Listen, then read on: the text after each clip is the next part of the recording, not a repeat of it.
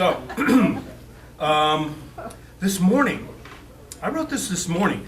I was looking through Facebook and there was somebody on there in one of the poetry forums saying, how can I get out of my head? How can I get rid of these monsters in my head? So I wrote, the monsters. The monsters in your head. You know them, have felt them slither through your brain. Speak to them now. Call them by name. Listen to their response. Say to them, get out. I don't want you. I don't need you. The monsters smile their toothy, drooling smiles. Oh, but you do, they say. Indeed you do.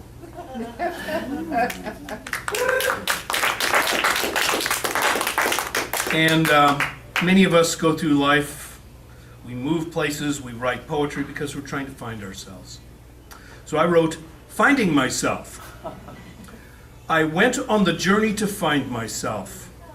Turns out I was hiding under a rock and wouldn't come out. Had to be coaxed with coffee and cookies. I was in poor shape when I finally emerged and mighty dirty. I bit a few times during the cleaning process. Had to be forcibly restrained in order to comb out some of the snarls. There's a lot yet to be done in order to bring me up to snuff, but at least progress is being made.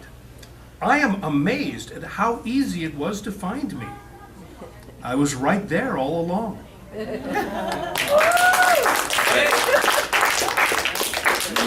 And this is a true incident that happened to me. I was at somebody's birthday party in, of all places, Tequilma, down near Cave Junction, down near Grants Pass, and this lady comes out of the maelstrom and took me away to dance. Out of the maelstrom of music steps the woman in velvet. She whirls the lady I had been speaking with in a wild rocking spin, then turns to me, eyes locked in daring, quest for what next. The dance wells up within me like unexpected rain, and we flow into movement as if water was life, and dance its love poem. Turn and twirl and intertwine until the breath can take no more. We fade back into the maelstrom of music, and the dance just past tattoos our hearts. So let's move on to who we have yet. First we have our friend Laura Romaine will read to us now. Care to come up and make sure to read into the microphone? Please welcome Laura. There you go. Hi, hello. Thank you for that warm wave, because I am totally cowed from the talent and the dedication and the courage of the first two poets that read. I think, those little weaselly thoughts came in, oh, maybe I'm not worthy. But I remember that one of my core beliefs is we are all beautiful and unique, and we all have a different gift. My gift that has been given to me is I've formed my prayers into poems and my poems into prayers.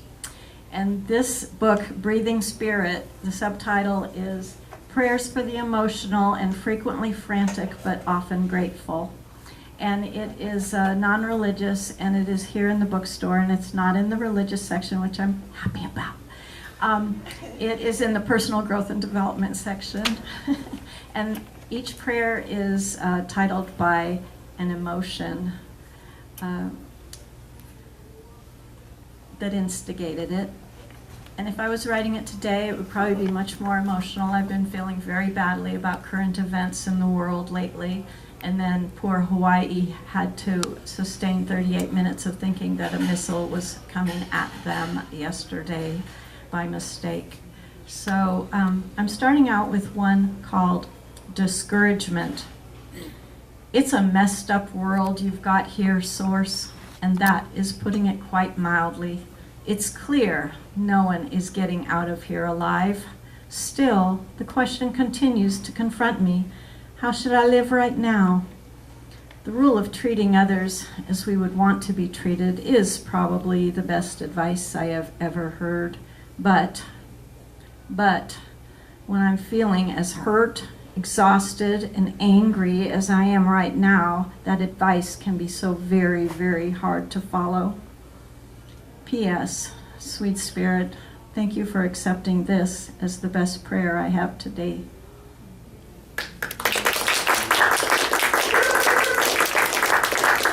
Anger. Anger, it has its place, doesn't it? It stirs me to action. It demands I speak out against wrong, against ignorance, against hate. Or am I speaking for rather than against?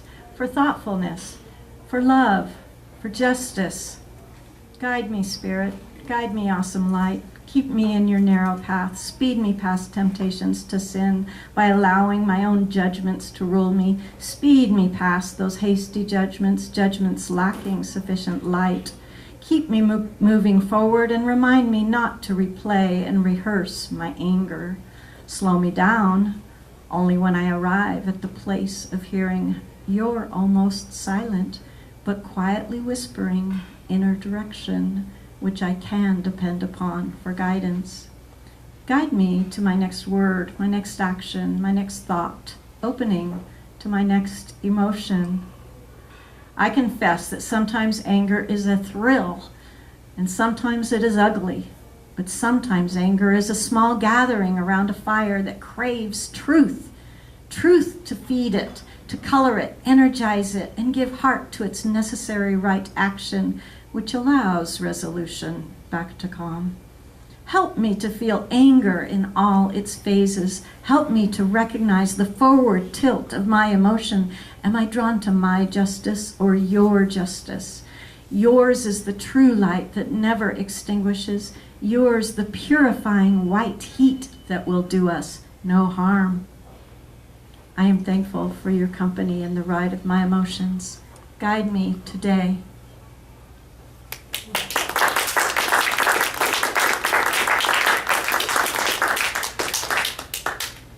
Agitation. I lay myself and my burdens down and give myself over to you, healing energy. Allowing myself to be softened, be calmed and opened, then filled by flowing you, taking leave of this world's repetitive turbulence. Sounds and sensations fade as I'm carried away by you, my forever present, unchanging, and forever safe vessel.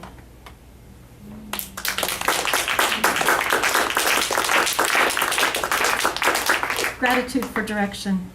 Step by step, one day at a time, one foot in front of the other, one idea followed by a small action, another idea, perhaps I will follow its lead too, then a third idea. Little by little you guide me. Nothing seems very grand or momentous, yet the accumulating result of each tiny step forward encourages me. Perhaps something good is building. Perhaps there is something of you in what I am attempting. No, not attempting, but doing with your help and what I hope is your inspiration. Amazed that I dare to believe, but I admit to feeling hopeful. Hopeful that small actions can help others in addition to myself. Thank you for everything, the safety I feel in you, the ideas, the gifts that come, the encouragement I feel to try and sometimes to fail, but at other times to enjoy satisfaction and treasured memories of all those who have helped me work out my dream at every turn. Step by step, one day at a time, one foot in front of the other, a smile appears in my heart, joy appears in my life. You are with me, no matter how slowly I travel. I feel you with me here, now. And one last one. Usefulness. Awesome source, use me.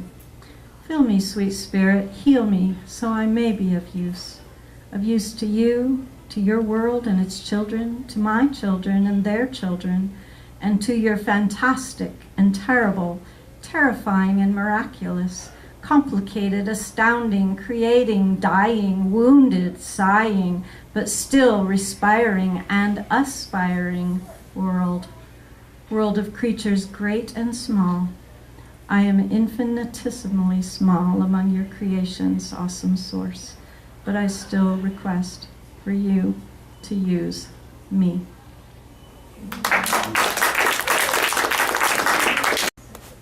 Thank you for those wonderful, inspiring words. Keep in mind her book is on sale here, right?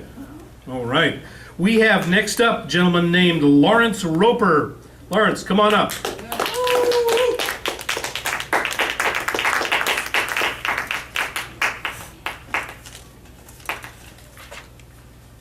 Thank you, everybody.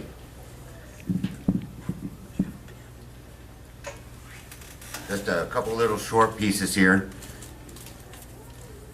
all of which have been written within the last couple days. They haven't really been polished, but I like this opportunity of sharing with everybody, so thank you for your patience and listening with me. I met a simple man who wore one brown shoe and one shoe black. He went downtown, but he hasn't come back. He was sad to be last seen. Sad to be last seen there standing next to you.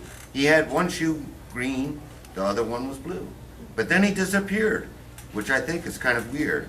Yet I ask you what you think if you met a barefoot man with one shoe pink. And we've been down at the Cush celebrating in different ways. I say celebrating, sharing our poetry. I feel like it's a celebration. And part of it has been a offering of squid poems, and I really felt I don't know why. I guess it's because I never did homework when I was a kid, so I like the idea of having homework now. I don't know.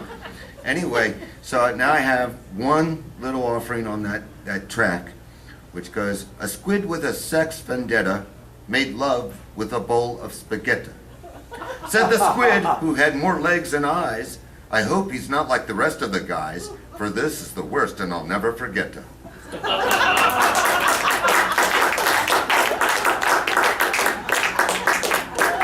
Knowing that we've had a little bit more than a little bit of seriousness on what's going on for us recently with our present predicaments and trying to keep our world a little bit happier, a little bit more sane, a little bit more loving, I offer this little prayer that I've been working on different ways, but it goes kind of like this, and so forgive me, this is from my memory, so I have to close my eyes a little bit. This is a prayer for global peace, and it's: global peace is a reward for all past generations who have struggled and suffered. With respect for the past, please bless the past, Lord God. Global peace as a present for all living generations to share in cooperation and clarity, to discern justice with realize that realize the realize. Please bless the living Great Spirit Most High.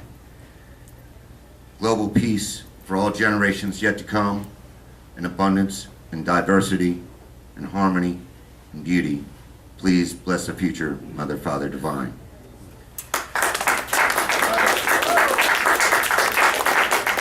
Such good thoughts we have here. And thank you for the squid limerick. It was Charles Castle who came up with them. Gotta say, blame that man. Oh, blue squids. Let's see if I can do one off the top of my head. A squid came up. A lady was getting a drink when a squid came up out of the sink. It grabbed her and kissed her and told her it missed her, then crawled down the drain with a wink. Oh, you're in for a treat. Our next poet, Andrew Gonzales.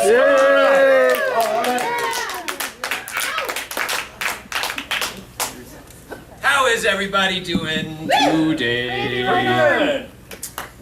Well, we're feeling political, I guess, a little bit. I tell him I saw him when he did it. When he hunched over like an emaciated Indiana Jones, lifts water to his cracked lips, lifted the throbbing, beating heart of society from the breast of us, pulsing to his depraved mouth to devour like obesity devours potato chips. His lips, covered in the grease of our labor, integrity, creativity, ingenuity, piety, sanity, feeds, scours for every scrap of virtuous humanity, washes his hands like a man's man, like Pilate, and grins like a madman with heroin shooting through his veins, pissed off because he can't shove enough needles into his body at once to get his fix. I tell him. I learned him in History 203, and notice he likes to wear suits, but he's not opposed to donning the clerical garb. He poses holy attire, and I ask him how he doesn't get tired of playing so many roles in this game. He rolls his eyes, dirty eyes, looks me in the eye, and tells me just what he does, that we're in love with him, like salsa dancing with some smoking hot, well, you know what you're thinking. But there's a forked tongue you won't feel till you're French kissing on her couch, and by then the evil is almost kind of hot. But it's not safe, because soon, lured like a fish to a worm, you may squirm, but the hook's in your jaw while you're eating, licking, pleasuring, and slaving. As she begs for more till finished, those legs squeeze around your neck, and in a split sec, like in an action movie, pow, you're gone, and it's not so groovy once she's gotten off and gets off you. And I saw it all happen, I swear. When he, hunched over like an emaciated Indiana Jones, lifts water to his cracked lips, lifted the throbbing, beating heart of society from the breast of us, pulsing to his depraved mouth to devour like obesity devours potato chips. But we're infatuated with his hips because we care about ourselves and not about the rest of us. The man who doesn't need a microphone, Mr. Andrew Gonzales. Wow. Awesome. Well, next we have Jennifer Tucker is going to read for us. Jennifer, come on up. That's good, thanks. And I should be following Andrew. Go on. This is good. Well, I wrote one this morning. From an experience I had when I first moved here. I was injured years ago and knew that I needed a hip replacement. One of the reasons I chose Eugene was there's a surgeon here that I felt had a really good reputation, and I wanted him to do my surgery. Seeking out the doctor that would lead me to the surgeon was quite an experience. I thought I wanted a woman doctor. She was very young, and I thought, oh good, she's going to have all this knowledge. And well, after our interview the first time I saw her, I went home feeling kind of depressed, and I realized I had just experienced ageism. Oh my goodness, so condescending. It was like, me? Anyway, I decided to make light of it. I have a list here of things I've sworn not to do. Some of you will appreciate this, others will not. This is called avoiding feeble old lady syndrome. A list. Number 1, refrain from a groan or even a sigh as I get up from a seated position. Privately rejoice I can still do this under my own volition. Number 2, my infirmities will remain very private. Never enter my conversation. I will console myself in privacy later. Offer the world only my consternation. Number 3, Kleenex are never to be tucked up into the sleeve. This is a dead sure giveaway. Telling my friends my old nose leaks all day. Number 4, the pink heating pad will be whisked from sight if I'm expecting guests to arrive. My poor aching back will just have to wait. That pink is too hard to disguise. Number 5, baggy clothes are no longer cute on a woman of my advanced age. Comfort be damned, I will not appear in a shrunken stage. And last, not least, and this is one I have no ending for, so you can, last line hasn't come to me. Figure it out. Last, not least, when Christmas comes around, and I'm signing cards to old friends, I will not include the name of my pet. All right. I'm related to several of those, Jennifer. Represent. My pet is named Freeloader. It's a cat. Okay, I can't read your last name, Erica, but we will have Erica read for us now. Please welcome Erica.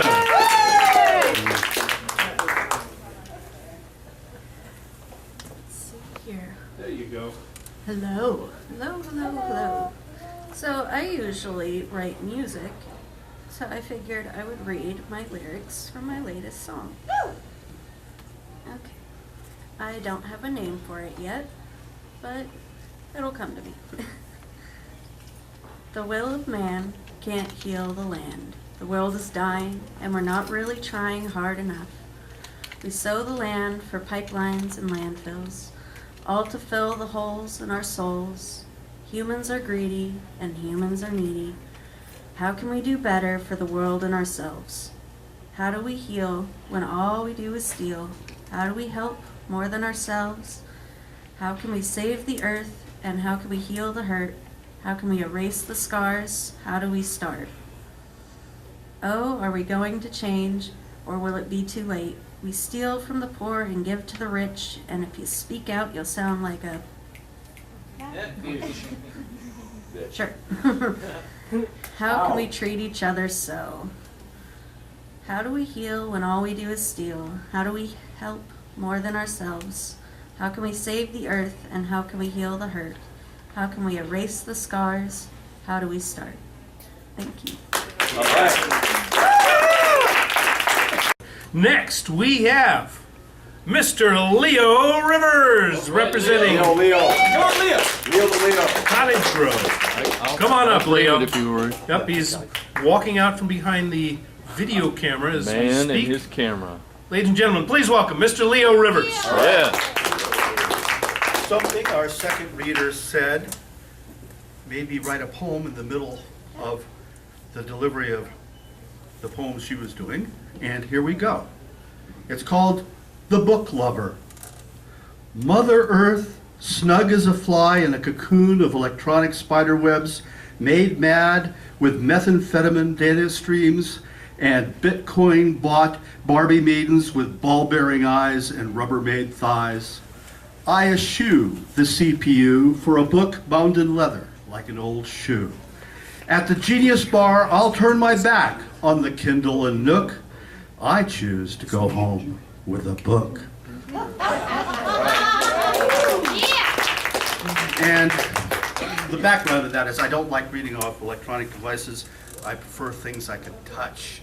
I mean, a CPU is like a TV headache, and to be a book, the cover has texture and the pages, you can touch them, and if it's a little moldy, you can even smell it. A book is something physical you can have a relationship with.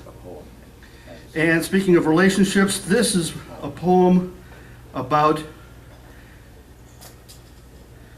the last great futile puppy crush, testosterone based, that I ever had, really. Totally unadvised. And it was recorded at the Eugene Public Library by Stephen himself. And here's the poem. It's called The Lily of My Morning. Space goes on forever, I suppose, with worlds whose numbers most certainly burdened with exponents on exponents like fleas on fleas.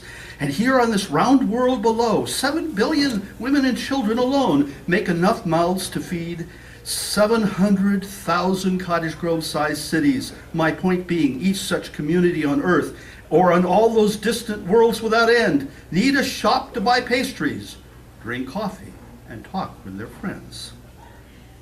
And sometimes they'll notice the girl serving coffee and wink and such. You know, men.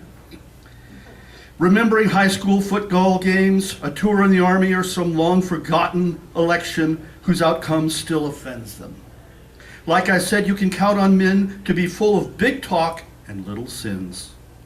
And the girls serving coffee, they're looked at and forgotten, while still in plain sight, the conversation carried away like leaves blown from a pile of wind. For them, it's all a boxing match, and all saw, or the pricks in the Capitol. In every coffee shop, all throughout the outer space, everywhere in the world, there's always coffee brewing, and there is always the girl.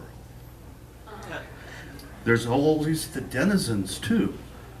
Bird-faced girls pecking cheeks when praised, cat-faced girls curling limbs to give themselves embrace. The swan girl sets out warm loaves on the counter. The peasant girl, the oven girl, wipes a pale, wet neck with a rag and smiles back. The coffee shop rocks like a boat tied to a dock from surges of laughter, and butterfly girls flutter hands when they talk. She opens the oven, and warm like the sun on my neck, she turns with a tray I pretend to inspect. The gingerbread man, the shortbread zoo, the giraffe, the camel, the lion, and gnu. The oven girl, the oven girl, the oven girl who? Lily is a long, loose, cursive, calligraphic stroke of brush on wet paper.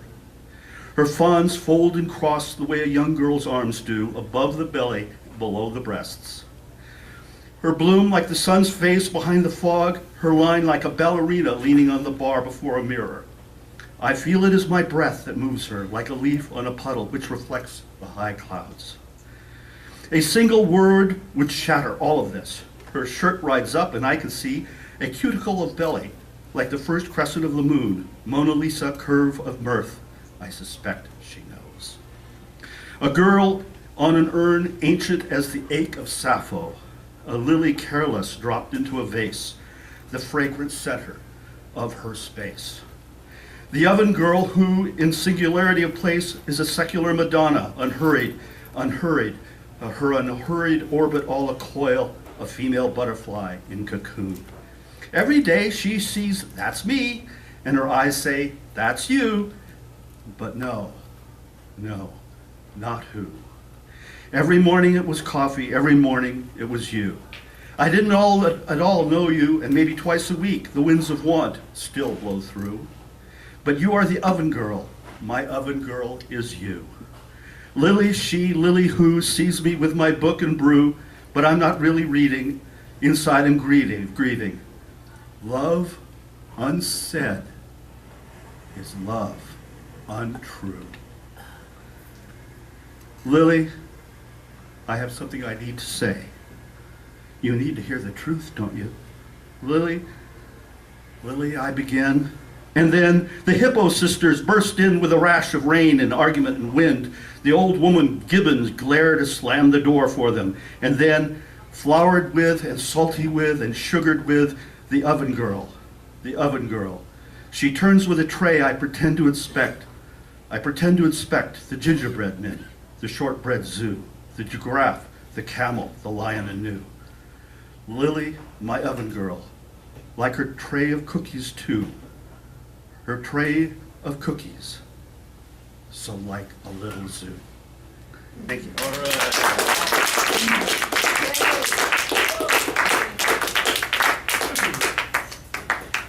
Thank you, Leo. Next, we have a legend. We have someone who's known about town. She of the blue hair. Please welcome Karen Dallier. Come on up, Karen.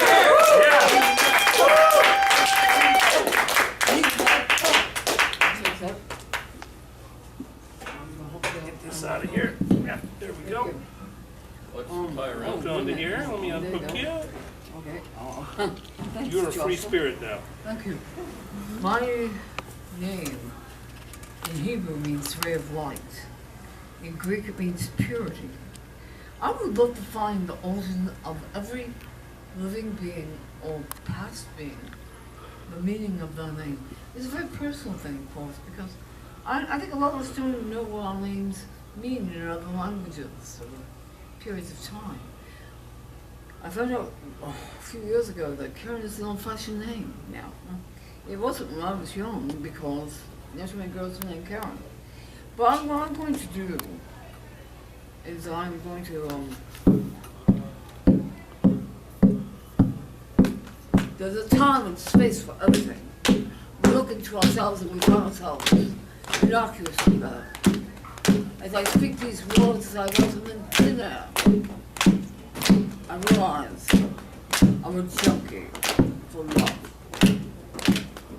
And unless I take a move I make to indicate I was made for love, treat myself so badly for so many years. My fears and my anger and my tears screamed out, stop. There's something wrong here. Why do I choose to persecute myself? Yes, I was abused as a young baby and so forth and so on. We all have our scars, and that is very true. And mine seemed to be like deep rivets in a canyon. You know, what I'm doing right now is I'm improvising, for those of you who don't know me. So anyway, like the rivers of the canyon, cut deep in the breast of the earth, I feel the stillness as I rage forth. Underneath the turbulent current, going forward, never backwards. Always listening to its own voice, like angels shouting from the trees. Go, go, go! And where I am right now, only time will say if I'm totally within reason or rapture of the moment.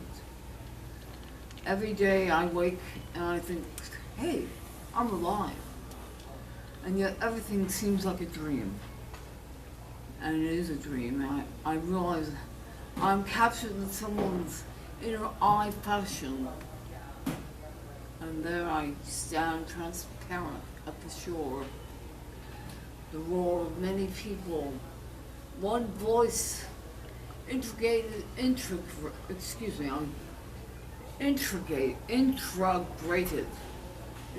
a self, a body. Like so many grains of sand, so many clam shells along the beach, so many seahorses diving deep in the womb of the ocean. We are the same. It doesn't seem to be apparent to me what is going on has a reason, verging on war and treason of our own consciousness. If we don't unite and love one another, we will have nothing. If we don't integrate ourselves, our mind and body, our hearts and bodies, which are basically the tools that we are fashioned with, each and every single entity, an individual, and without which there will not be the whole. There will not be this, there will not that. The cats, the dogs, and all the animals, as we call them, well, they are waiting for our departure from hate, and they have been patient so long, it hurts to hear their cries. In farms across the world, and in our own very kitchens, there are screams. We must listen to the pain of others and not turn our faces away from the suffering, giving ourselves the nurturing breath that we can share with others, that we can kiss yesterday goodbye and climb into the driver's seat where there are no steering wheels any longer. We just send our determination. We just reach, oh, I'm sorry. That's fine. Go ahead, finish up. But the whole point is that I'm not alone, and neither are you. We are all connected, and with our journey, we'll make it to the other shore. Amen. All right. All right. Bigger hand than that for Karen. She's great. Lady lives poetry. She breathes it. We have Charles Castle is going to come back up. He's walking around the back there to give you yet another poem. And we're going to close down today with the last couple, and just because we can, and then I hope you guys will all come back this time next month. I wish I could tell you right now who the featured readers are, but this is where my memory issues come up, and Stephen would go. So please check the website. So remember his expression though. Yeah. So here's a couple of short ones, sort of. Am I on last still, or? No, we're done. This is a poetry reading. Yeah, I just wrote a poem. No, I don't think so. What? This one's called No Beauty in War. Look how the compass points have become cemeteries. How in this century they arch to encircle us. Look how their unmarked graves, beyond the picket crosses, beyond the granite headstones, beyond the proud mausoleums, beyond our monuments and war memorials, beyond our concrete cathedrals, beyond our glass and steel shields, now call us to join them. Look how the cold moon rises, ponderous as our future. If we accept these graves, like craters, are more beautiful than the light we see reflected.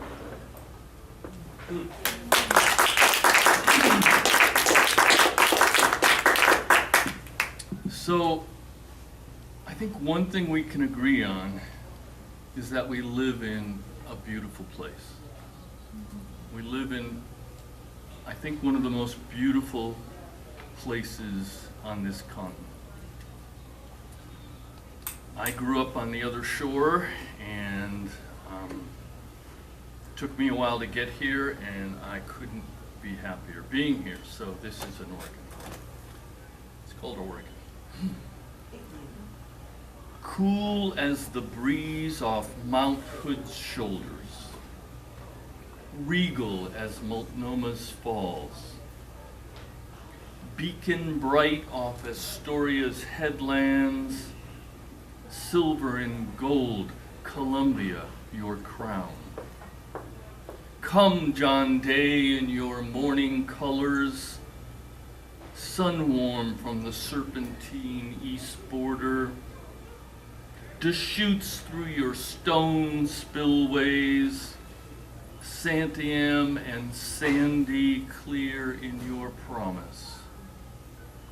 Cascade, Chehaly loud singing from your heart, take away breath from the cloud-capped peaks of old volcanoes on your spine, your vistas in all directions weaving wonder, Mackenzie and Klamath treasures, Umpqua to Ashland and the gold country dream, south into the mystery of caves, all your rare and hidden destinations out of mountain passes, valleys and canyons, high plains and estuaries, beyond flooded embankments and dry summer stream beds. Cradle us in the majesty of your crater lake. Run wild forever and deep the road by all of us. Rest us on your dunes, raise us on your promontory beauty. Stand us in awe before the ocean, the love we have for you, we lean westward toward, always wanting more. Thank you all for coming and for reading. See you next month.